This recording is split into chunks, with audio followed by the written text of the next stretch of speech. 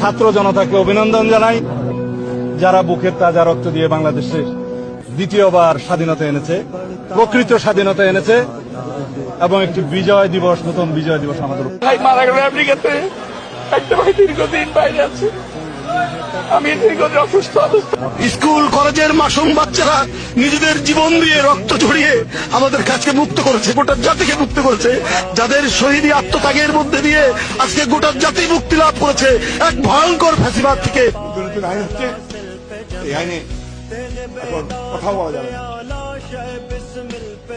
যাবজ্জীবন কারাদণ্ড, 1 কোটি টাকা দেবে।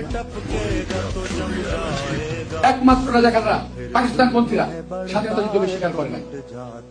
তারা এখন বলতে চায় ওই স্বাধীনতা স্বাধীনতা না, দ্বিতীয় স্বাধীনতা রয়েছে। আমি প্রথম প্রবেশ করেছি, দ্বিতীয় স্বাধীনতা বলে বাংলাদেশে কিছু নাই। স্বাধীনতা একবারই আসে এবং রক্তক্ষয়ী সংঘর্ষের মাধ্যমে আমরা স্বাধীনতা যুদ্ধ করেছিলাম এবং যুদ্ধ জয়লাভ করেছি। নীল কালার যে ফর্মটা আছে, এটা সংবিধান সংস্কার পরিষদ সদস্যদের শপথ ফর্ম।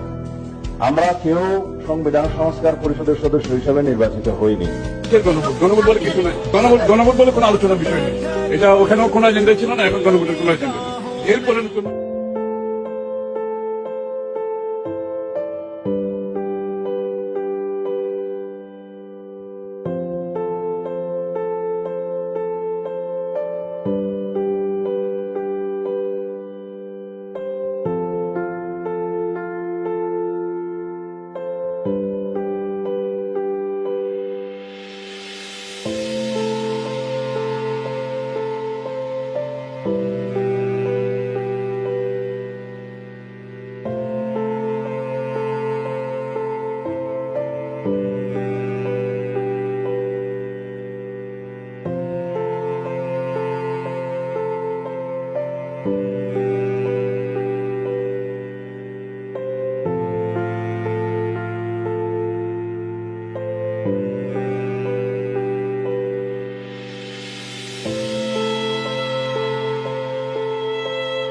Thank you.